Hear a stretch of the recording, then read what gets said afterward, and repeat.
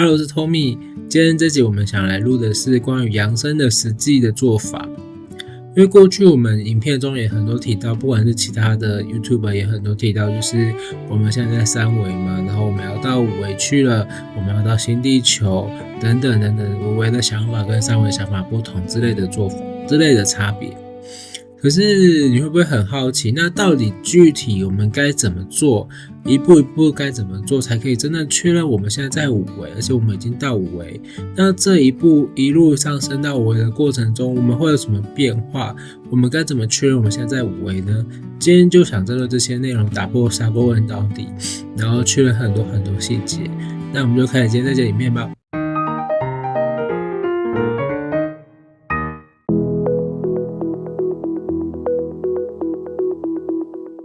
好，在开始今天这集的影片之前，想要先跟大家聊聊天。过去2026年真的很感谢大家的协助。今天录影的时间是2月21号，也就是大年初4，2026年的大年初4，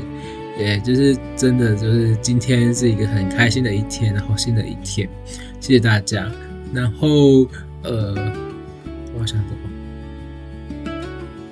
在过去的1年中，我好像更认识了自己。不管是跟指导灵 Rain 的对谈，或是跟不同人对谈，我了解到的是，我跟其他的 YouTuber、其他的传讯人、通灵人的差别不同的是，我非常的重视逻辑，以及我非常要落地。也就是说，我会跟指导灵或者跟高灵传讯的时候，我会很逻辑的问他你在说什么，你可不可以再说清楚一点？你可不可以再举个例子？你可不可以？就是我很头脑很强烈的去干涉指导灵，他们要怎么说，对不对？然后我很想把他们想法全部逻辑脉络理清楚，这样子，这是一个我自己的特色。另外就是我发现我很落地，我会想问最核心、最原本、最本质的，为什么要这么做？最核心的安排是什么？该如何改变？最落地，我们有什么具体的白话文的说法？就是我发现我跟其他的频道，但每个频道有不同的特色，就是它的这个通灵的传讯人的特色。只是我的特色就是我会想要有逻辑清楚，而且是落地，而且是大白话的方式去说明。我会发现这是我自己的方式。对，我发现这是我独特的定位，就是我自己的过去种种从不管是天狼星，或者甚至是宇宙外一连串过来是我的特色，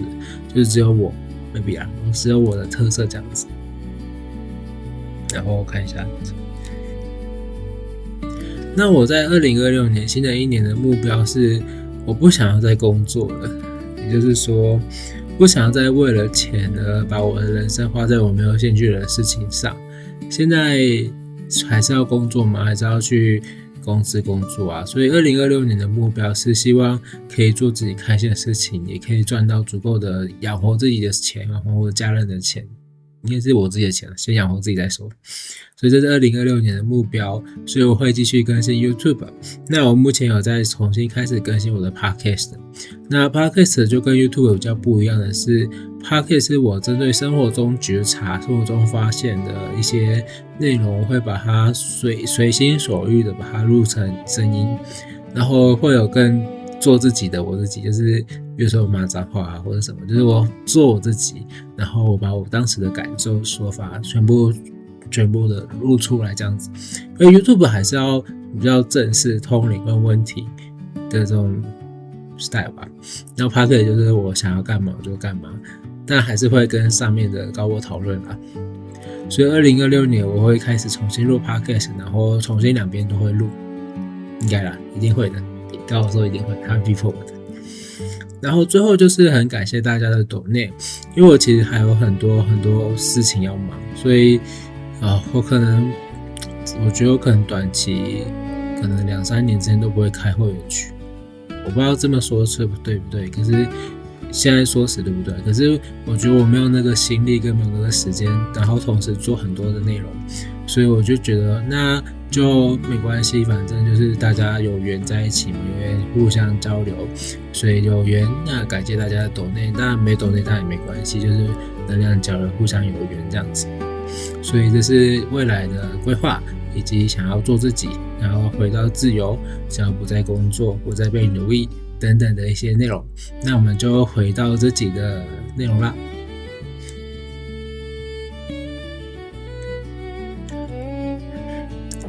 好，那这集我们想要谈的背景，其实就跟刚刚开头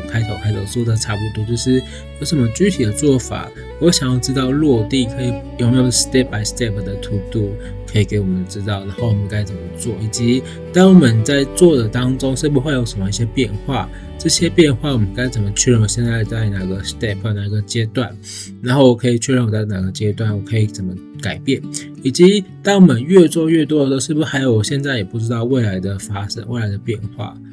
有人说的是可以长生，没到长生不老，可以活到150啊，等等的这些，到底当我们越来越养生，或越来越养生到我们整个全部会是有什么变化呢？除了现在三维的我的身体、我的健康、我的心智、我的家人朋友圈，到底全部会有什么变化？当我们养生到我们这个阶段这个 flow 呢？所以今天就特别想针对这个题目，以及到底 how to do， 就是如何真正确保一步一步我们在养生的做法，去询问高我跟询问我应该是询问指导灵吧，我也不确定。那我们就开始今天的通灵了。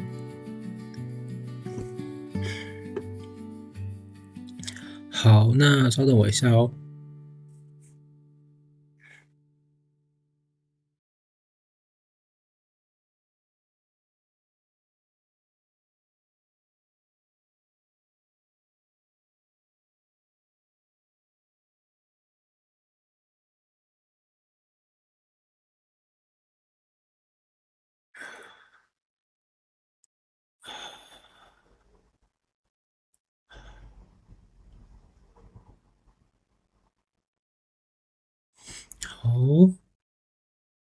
好，那想问今天通的是爱的源头阿以莎，阿以莎是人们给我的称呼，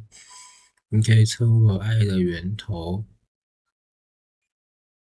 我想问清楚一点，爱的源头是什么？就是一切万物的源头跟核心，人们会称呼我为艾莎。艾莎，哦，所以我今天连到艾莎，对，好，用救护车，等我一下不用管救护车，好吧？那我今天很开心的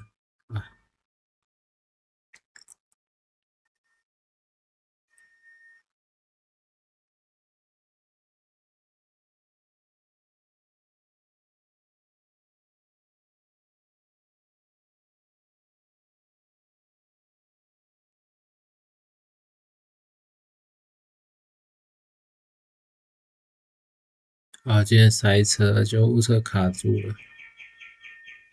完了。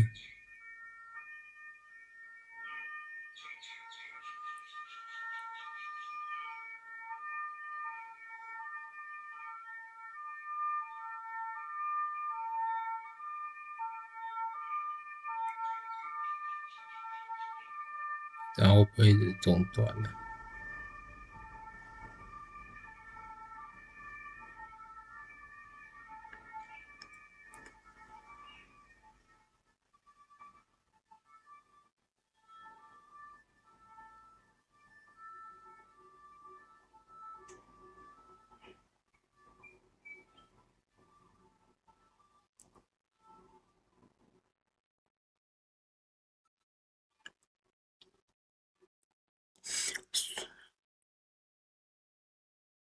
好，那我从哪里开始？好，所以我们今天通的是艾莎，爱的源头。那你希望我怎么称呼你呢？艾莎吗？还是爱的源头？还是都可以？爱吧，称我爱就好。真的称呼你爱就好。好的。那你想称你指导灵、高灵什么都可以啦。好，谢谢你今天来跟我们的对话。那开始，首先是第一个问题，我们到底有什么具体的做法可以扬升到五维呢？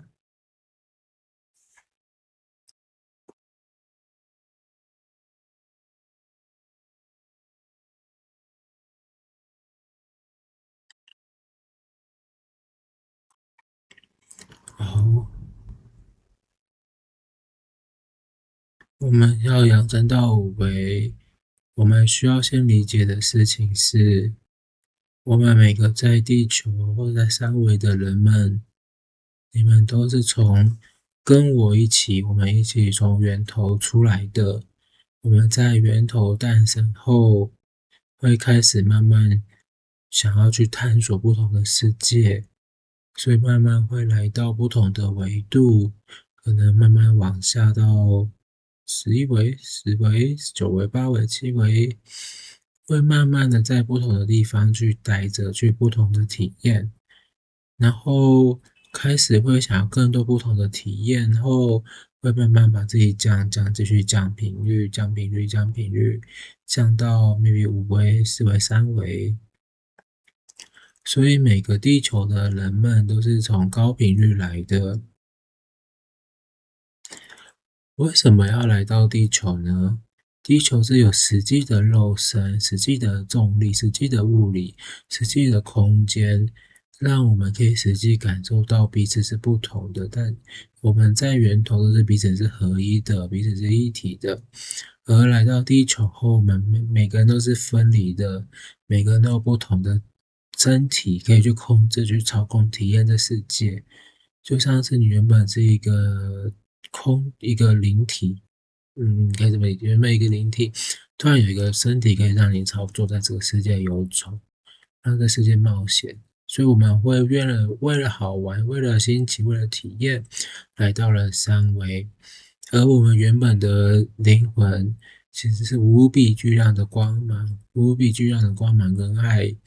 无比巨大的光芒跟爱。而来到三维后，当然那个因为频率下降，那个光芒会降低，可能降到这样好了。而你在三维中，原本你的光芒可以最大、最亮、最亮到这么亮，以这个范围来说的话，这个范围来说的话，可是你在三维经历过太多的轮回转世，太多的打压，太多的责备，太多的创伤，太多的受苦了。所以原本你的光环可以这么亮，可是你被打压，被打压，被打压，最后可能只剩下这么一点点，这么一点点，就这么一点点。外面的是很多的，不能怎么样做，不能怎么样做，会怎样做我会被伤害，我会被怕，我会被死掉，或者是很多的委屈、难过、愤怒，很多的种种各样的内容把你压着喘不过去。你原本的光芒是这样子的，这样子，现在只像这样子。我先用走子比喻应该看得懂。可是你会发现，你没办法好好回到自己，回到源头的自己。因为很多人为什么会认为有轮回？因为你的频率一直越来越降低，从源头一直到最后的这样子的光，原本的光亮是这样子的。假设用一个手比喻的话，所以慢慢会在三维是可以这样子的光亮的话，那最后只剩这么一点点，甚至一点点点点点，太多的前世，太多的那些三维的种种的压抑的你，没办法展现你原来的光，让你活的不是自己。所以呀，我们叫清业力，清除那些前世的种种的，让你回到三维的光亮当中，你回到原本三维是这样的光亮，从这样回到这样子。而这样的为什么会有这么小的光芒？是因为很多很多的叠加的注意啊，希望你不要怎么做，希望你怎么做，因为那些大部分都是前世，前世可能因为这么做后悔了，你不要这么做。我想要体验不同的东西，所以前世就会加。比如说，我们举个例好了，这个人因为他通知他自己就知道，他前世是一个魔法师，可是被人类烧死了，所以他会让自己说，我不要接近魔法，魔法会让我害，会烧死我自己，会让我变到死，那就加了一层防护罩，我加了一层那个隔绝，它的阳光原本是这么光的亮，被挡住了，然后有可能是我想想看有什么例子。我可能成为猪，然后被人类宰下来吃，人类好恐怖，我会害怕人类，然后再压下来。然后还有可能我成为可是我无端的被看到了，因为人类好玩，波及我，我要抵抗人类，再加一道，慢慢的越压越多，你最后就才一点点点的光亮。然后这些都是前世在死之前给后来的自己提醒我不要再这样子，我会害怕，我会死，我会恐惧，我会害怕，我会死掉。所以他都会慢慢没办法有他原本的能力，比如他原本是魔法师的能力，原本可以通灵的能力，像我们每个人都是这样，原本可以通到上面的原本的自己的，那能力越来越断掉，因为我有这个能力会害我死掉，所以等等太多太多的限制。所以有些人他选择他可能这辈子没有眼睛，他看到太多的恶心或是太多那些东西，他选择不要有，我会过得比较好，也有可能。每个人有自己前世的时候死掉的时候的一些念头，所以就会导致在这边就发生很多很多不同的事情。那我们该怎么回到五维呢？刚刚三维是这样的话的光亮的话，那五维大概是这样吧。所以我们要先把在你身上那些过去的那些东西全部移掉，一个一个的移掉，让你慢慢的没有任何东西挡住你，就可以回到你原本的光亮，三维的光亮。当然，你说如果用水晶是不是可以让你回去？可是原本光就是这么小，这么小，水晶会帮你加大一点点而已，可能到这样子。应该没那么大哦，这样，对，就一点点而已。你可以用魔法，也是一点点而已，就是有效或者有想法有办法改变，它就一点点。那你说念经有没有效呢？念经是在旧世界、三维世界所需要的，新世界、五维世界不需要。现在要探讨念经意义，先不要，先那之后再说。我们今天很多内容要讲，没有空。好，所以现在我们需要把这些移掉。所以回到五维的正确的做法就是，我们需要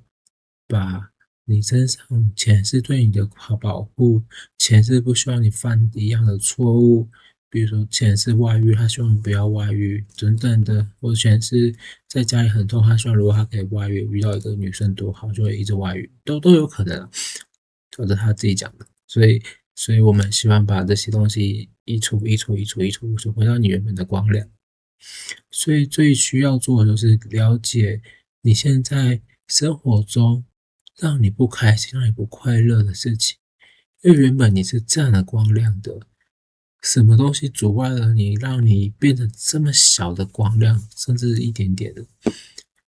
从你日常生活中开始，让你发现什么东西你最不开心，遇到这个人就不开心，遇到什么事情就不开心，遇到什么同样的事情就不开心，遇到这个主管就不开心，太多了，这些都是前世的业力。所以我们这边要来定义业力是什么？业力其实是前世的情绪。没有被处理，没有被看见，没有被理解，没有被正视好好看见的情绪，这些是前世。而业力的定义跟宗教就是我们先不讲宗教，我们就是我们的定义是这样，爱上的定义，爱的定义是这样，对。所以前世的时候，快死就用他魔法师的时候，快死的时候，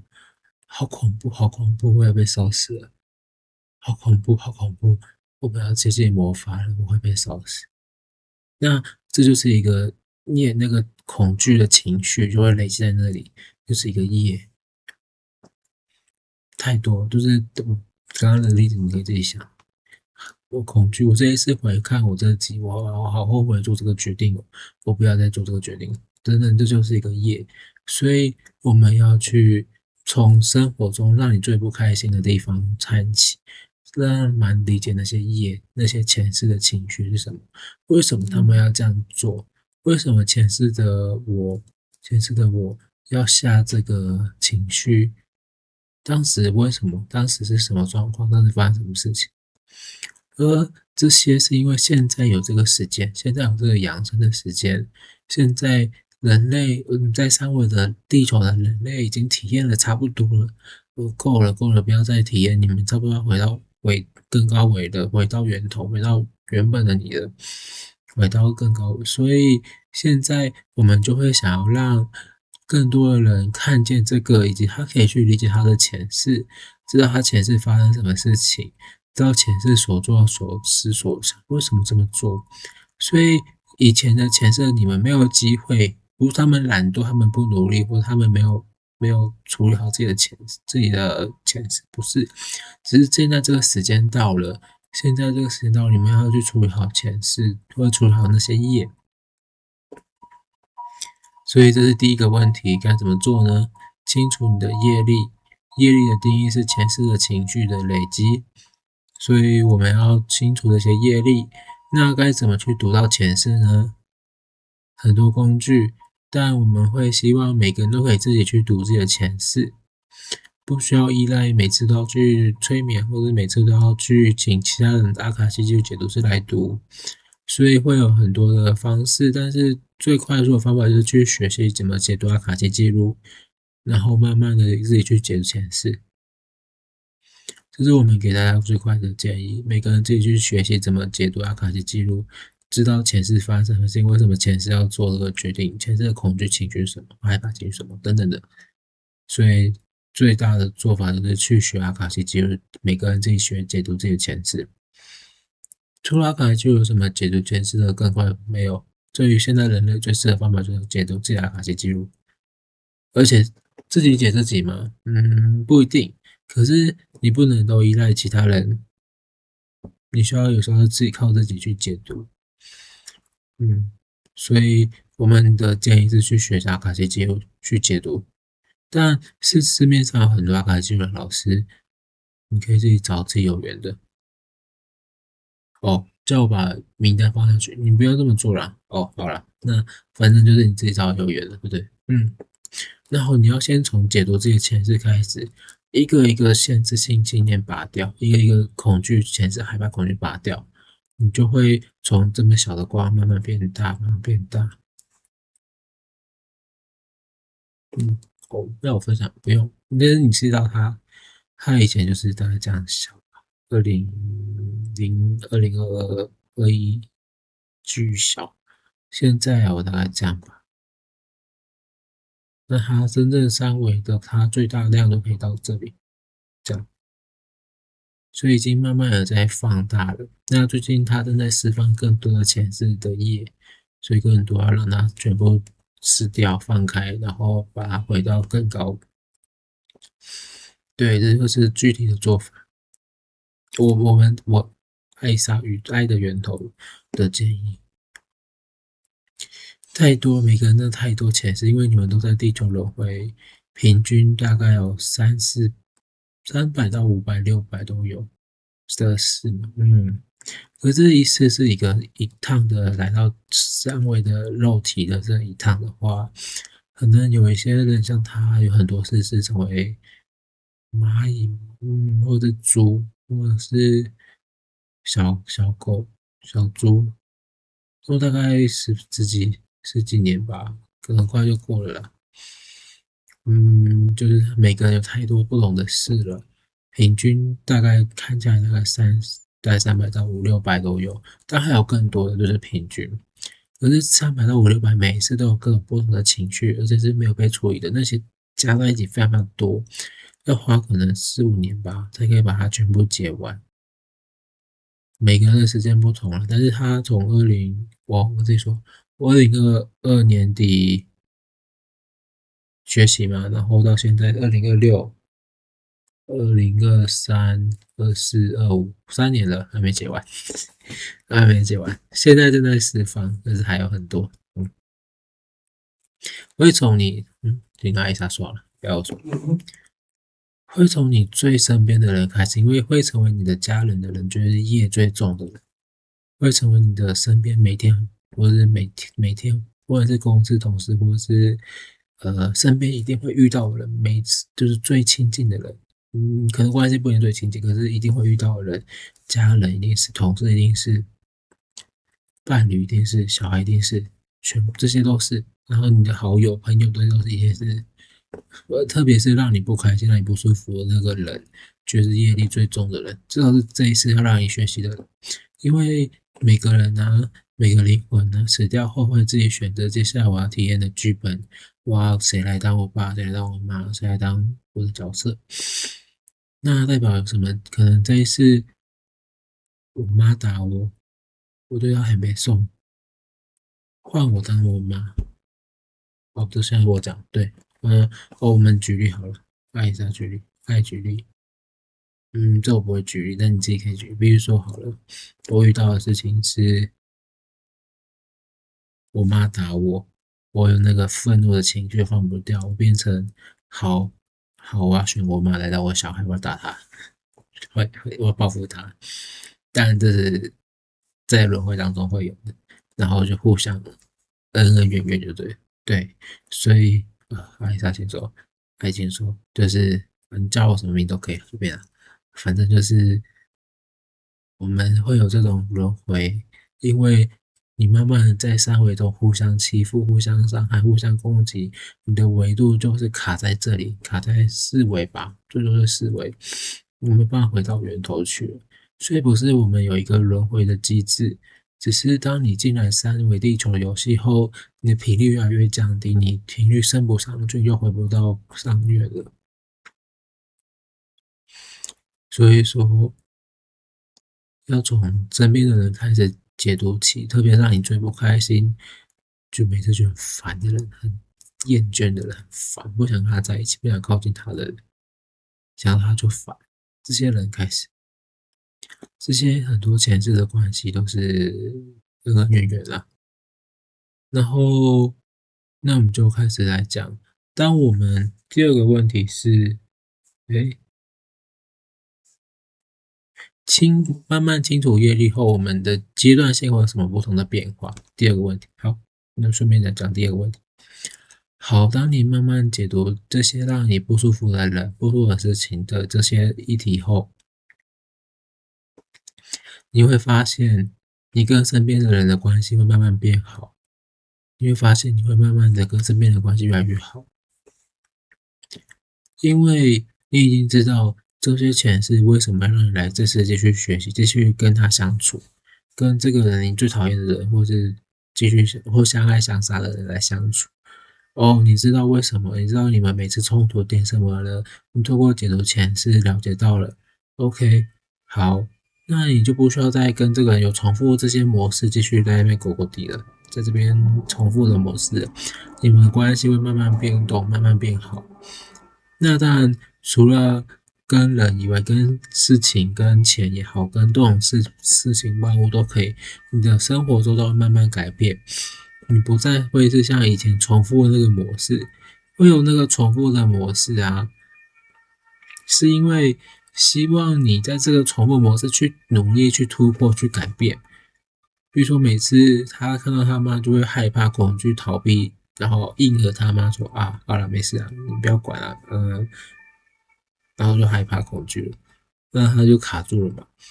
所以，当这种状况一直发生到你们困住了，可是就要理解为什么你会如此的对妈恐惧等等的话，你就会慢慢的理解了，你就不需要体验这样的关系了，就你跟妈妈的关系会全部释放，不需要再用恐惧方式相对了。或者一个妈妈是权威，你是很低下，不需要你们可以拉回来了。这些都是需要去透过前世去解读的，而慢慢的你会身边的人环境，你自己的心胸开阔，你会不会遇到更多比较好、比较开心的事情？当然一定会遇到下一个课题，一个课题是一个课题接着来的，下一个让你不开心、最近不开心、不顺不爽的事情又会出现，然后继续解读它，再慢慢的、慢慢的去解读后，你会发现具体的生活是，一来是你会可以通到，因为有些人解读阿卡西就是不会通灵的，有些人，嗯，你可以解读通到你的高我，通高我，通指导灵，通庙里的神明，有些人可以不同的能力，跟世间万物的对话，跟植物、树木与不同的生命对话。你的能力，你的那个原本的，就是你原本我们是这么，原本我们都有这些能力的，慢慢的你可以拿回你原本的能力了。其实很多人想要问该怎么直接跟指导灵对话，直接跟高我对话，你就可以透过这方式直接跟高我对话了。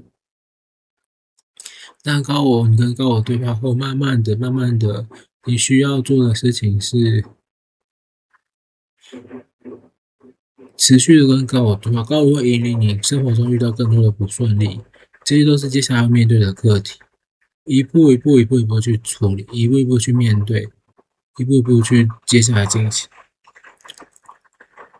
那接下来你就会发现，身体变得更快乐、更舒服了，更好了。你的身体会不一样的。其实很多人身体先天有的疾病，都是因为业力，都是刚刚讲的业力前世带下来的。可是当你已经把那个困境、前世的情绪、前世的困难全部移掉，然后你的身体会开始改变，你的身体会不需要那些疾病。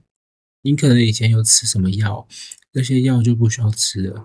因为身体其实是跟心灵是合一的，你的心灵什么，你的业什么都清掉，它这边就直接改变，但还是要时间啦。所以当我清掉某个业后，可能在2、3个月后，你发现你的身体可能不需要吃药，身体更健康了，身体可能里边哪边肌肉会酸痛，或哪边腰酸，那边的痛已经不见了，你的身体会有些改变的。那慢慢的，你的药可以不需要吃了。慢慢的，慢慢的，一直这样重复循环后，有些人开始可以睡得比较少了，他不需要睡到8、9个小时，对，可能4、5个小时就够了。然后慢慢的，有些人会皮肤越来越好了，因为他的原本怎么讲啊，排列错误的那些 DNA 会慢慢修复，他的皮肤、他的健康、身体性会越来越好。他可能虽然可能40、50岁，可能看起来还是这个年纪，对，他会保持他的原本的美丽、原本的青春，然后他不需要做什么，他就可以原本有这些面容，因为他的 DNA 整个全部修复了，全部因为那些业力却一点点在清，他的 DNA 就全部都清掉了，慢慢他会更有勇气、更有自信的做自己想做的事情，以及探索、去学习、去探索。慢慢的，你会找到自己喜欢的事情去做，认真的做，大力的去做，然后你会在持续这个解业力、遇到课题解业力的这个循环当中，慢慢的把你的光从这样慢慢放回来，拿回你原本的力量，知道你原本是谁，原本是什么新人啊，哪里人啊，原本的特质是什么，更认识你自己，更认识自己以后，慢慢的。就会变光体化，星光体，对，好，所以我们等一下，我先在这里啊，反正就是解业力，你的身体健康会回来。那人的寿命人的寿命可以最多活到150岁，不是像现在70、80岁就死掉，因为你的 DNA 在你那个旧的业力的模组下，它就有那个限度，它最多就是maybe 70、80、80、90，最多100。可是当你的业力清掉后，你可以活到150。当然，你的阅历越轻，你可以自己决定我要活到什么时间点，不一定150，你可以130就不要活了。你要再换新的身体，换新的世界观，换新的环境，比如说你想去欧洲，或者是对，你可以去换新的地方。当然这是之后再说的事。好，我把它讲扯歪了，我看一下有什么东西。好，所以这是我们透过解除业力，继续持续解除业力的过程中，把自己生活中不快乐、自己不开心的事解掉后，会慢慢让自己的光的能量越来越湛亮。对，拿回自己的力量，拿回原本属于你的力量。钱是为了保护你，或是为了他的后悔、他的遗憾没能做，在加注在你的那些印记吧。慢慢的移掉，移掉，移掉，移掉，移掉，移掉，那你的光就越来越亮。那我们就来讲星光体跟好，没事。好，那请问艾丽莎，星光体是什么？其实星光体这个名称有很多称呼，有些人称为光体，有些人称呼为晶体，水晶的晶都有。星光体的意思是指说，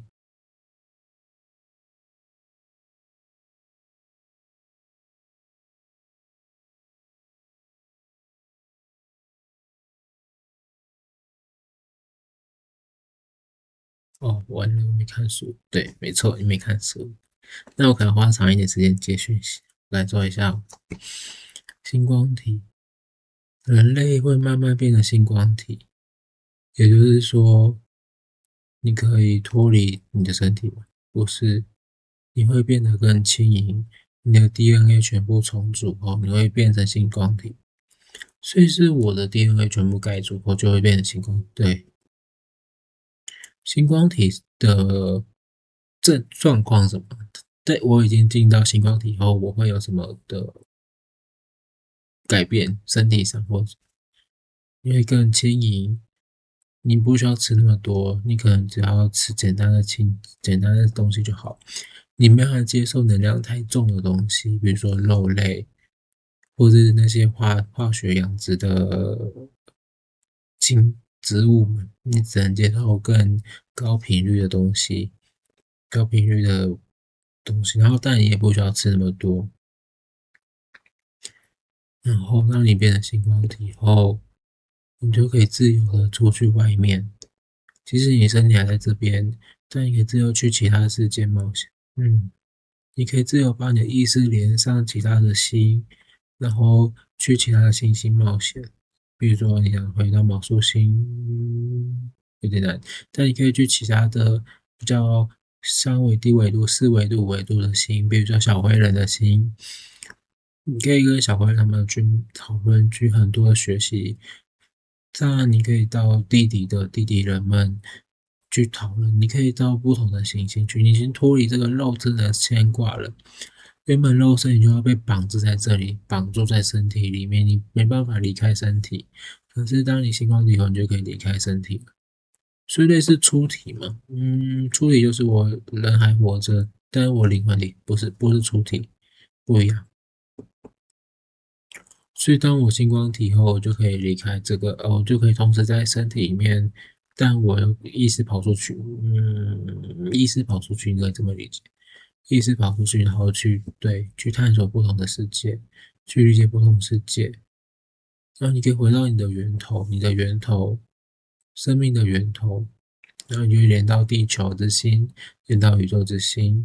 你可以串通这些。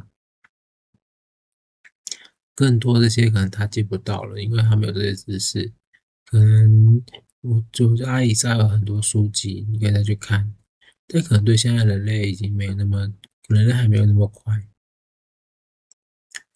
那到底星光体到底是干嘛？星光体就可以直接到新地球，对。那我就好奇新地球是什么？地球啊，地球在这在300年吧，差不多。会全面，这300年间会经历非常非常的大波折，地球被人类改造的非常面目全非，所以他现在要把地球的文明全部清洗掉，全部可定掉，全部清洗，可能极端天气、大洪水全部会来袭，把现代人类文明、人类的住宅、人类的那些过去的那些东西全部掩埋。再加一层在上面，再加一层土在上面，再加一层新的外壳在上面。人类会在这个旧的三维的人类会继续在现在这个地球继续生存，继续学习。旧的三维的人类，我应该是说还没办法，还没有准备好要到五维的人，他们会继续重新来到这个地球，只是会重新开始原始部落吗？不一定，但是可能大部分都是原始部落重新开始一轮文明，就像是亚特兰蒂斯毁灭了，重新开类似的概念，类似的概念。所以地球将会又重新一轮的游戏要开始了。如果你现在没办法，其实这没有任何对或错，没有任何好或坏，只是你的频率到哪里而已。如果你频率已经可以升到新的地球，升到5维，你就会被接引到新的地球去。那接引到新地球一定要星光体，一定要能够星光体。是说我的肉体会直接移动？没，还是说？其实你的肉体会移过去，但是这个很多未来再说，所以一定要可以星光体才可以去到未来的新地球，所以真的有另外一个新的地球，这你的脑袋我很难跟你解释，好吧？反正就是会有新地球，对，但不一定是实体的什么的再说，不错。但总之就是现在的旧的地球会再重新一个文明的回 recycle，重新来过。那如果你还没有办法达到更高的频率，你就会需要继续来这里，继续来占位，继续来地球体验你想体验那些剧情剧本。那如果已经受够了，想要回到源头了，他们就会移到新地球。那需要透过星光体的帮助才可以回去，但代表你的刚 DNA 全部都要重组，全部都要改写，全部都要重新来，重新调整。那这些是预计会有这200年吧，应该200多年的时间会让地球人去调整，可以把那个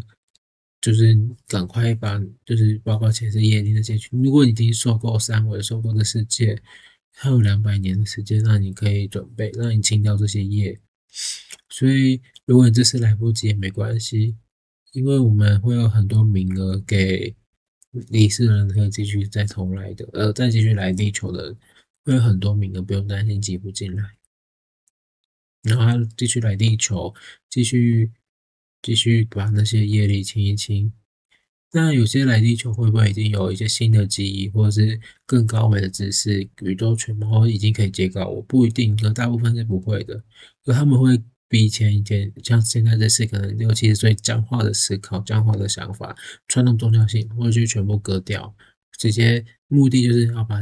过去的业力清洗掉。所以就看吧，反正就是重来而已嘛，换一个爸妈而已嘛。就在显化，再换一个好的爸妈这样子。对，所以像是如果前世的那个原生家庭的创伤没有处理，就会变成前世的情绪，然后就会带来这里，对，然后就互相纠缠。好，那最后该怎么确认自己现在的维度呢？这其实不需要回答，你可以感觉到你现在的身体状况是什么，你刚刚讲那个节奏你自己会知道的，不需要回答。好的，那我觉得我今天的问题都问完了，最后艾莎有什么想补充的？如果你对于去了新地球啊，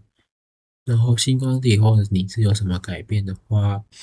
艾莎有一系列的书你可以去看。可是我觉得没那么重要，不是没那么重要的是业力清这比较重要。业力比较重要。那些星光体不是现在要做的事情，你可以大概了解啦。如果你想去看的话，想看的话，总结来说，我们从高维慢慢的这无比湛亮的光芒来到越来越低维，想要去体验不同的世界，要去体验不同的生活冒险，慢慢降低到最实际的肉体实际的体验。因为以前是一个意识没有身体，就大家都一起的合一的，慢慢越来越分离，越来越大家分离，大家有自己还是合一，但是又分离，慢慢的独立的个体，慢慢的彼此互相伤害，又相爱相杀，又怎样讲的，慢慢的回到最低最暗的光芒。也不最暗，这光度亮度那个范围被受限住了。我们要把那些拿掉，慢慢再回到源头，慢慢回到源头。那第一步就是先把你三维那些东西、业力那些全部清掉，回到三维的光亮，再回到五维的光亮，再慢慢回到原本的光亮，这是一个轮回。然后会有下一个轮回呢？下一个轮回你又被诞生出来，再下来，再出去，再下来，再出去。对，就这样吧，反正就是体验嘛，一切都是为了体验，好吧？无语也不知道怎么说。为什么啊？是因为太无聊了，就是已经好不容易从这边要突破出去，就你跟我说他再下来啊。我可以理解你，但是你回到高尾就知道了，好吧？那我就不多问了。好，那今天这集我自己很多收获，然后谢谢我可以跟阿伊莎对话，但对于星光体或者是新地球那边，我真的没有知识吧，我收不到讯息，所以还是我现在的传讯方式还是需要有那些基础的知识我才可以传，现在还是需要，未来应该可以不用。当你因为那些其实原本你就知道的哦，你说那些星光体、星地球，就是我原本我就知道的，只是我现在因为那些种种的业力没办法知道，没错。所以，所以那些书可能我现在买了也看不下去，你可以这么理解，看不懂。其实你原本就知道的，原本的你就知道了，只是你来到地球，来到三维，来到这些一定离太遥远，频率太遥远了，你就接不到了。频率跟纬度是相同关，差不多。振动频一个我们每个世间万物都是透频率，频率就是这样振动，频率振动。可是你振动的次数越高，你的纬度越高。就比如说12维的3维就这样。举例啦，但是实际会有一个数字，反正就可以理解这样子就好。所以即使我们现在在3维，可是我可以原本的振动频率是这样，慢慢变这样，慢慢变这样，那就差不多达到5维的标准。你可以这么理解。好的，好，谢谢艾莎，谢谢艾。然后我自己正在，谢谢艾莎，谢谢爱。然后今天真的让我学到很多东西，谢谢可以跟爱的源头跟艾莎传讯，谢谢你让我连到，谢谢我的高我跟指导灵，然后我没有什么想问的人，然后我知道光从这样的小的光亮变成这样，需要蛮多的时间跟去把业力清除掉。我现在还在进行中，我觉得中间有很多的痛苦，理解到前世自己做了多少恶啊，然后或是被多少的伤害啊、恐惧啊、创伤啊，但这些都是我们想高维的想要体验，然后再回去，我不知道怎么说，无语，一直无语。但很谢谢艾莎，谢谢爱。感觉艾莎有什么想说？我想问一个问题是，另外想问的问题是，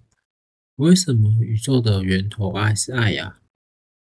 爱一下爱的源头是造物主，为什么？这是什么意思啊？不是，爱杀爱的源头就是爱，最源头的爱，最源头的爱的本身。造物主是每个人，因为每个灵魂都是造物主，你们就是造物主，你们就是创造这个宇宙的灵魂，创造这个宇宙的，我们简单讲，创造这个宇宙就是你们，就是你们把自己拆开很多很多细碎的跟急躁或不知道数字很难算的，变成细小的每个人的每个灵魂。其实你们都是造物主，我是源头的爱而已。你们自己跟自己在玩游戏，所以你们其实每个人都是一个人，每个人都是一，每个人都是一体的。其实，在三维肉体是分开的，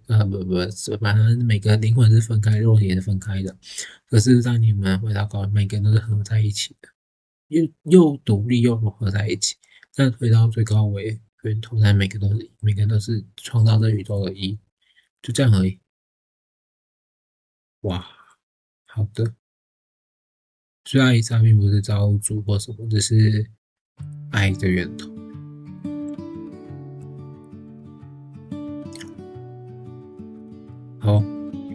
好，那最后太多的感谢跟感恩，感受到很多无条件爱，以及像刚刚阿伊莎在讲的声音跟我现在讲的声音就不一样。谢谢阿伊莎，然后谢谢让我接触到阿伊莎我的高我团队，也谢谢把阿伊莎讯息传下来的 Rachel 老师，我的名叫什么？谢谢，然后感谢大家，谢谢。没有问题。好，那我们就录到这边了。这集很惶恐的、很唐突的结尾，谢谢大家，祝福大家。那我们就到这边，谢谢大家。如果喜欢这集影片，欢迎按赞订阅，谢谢大家，拜拜。饿吗？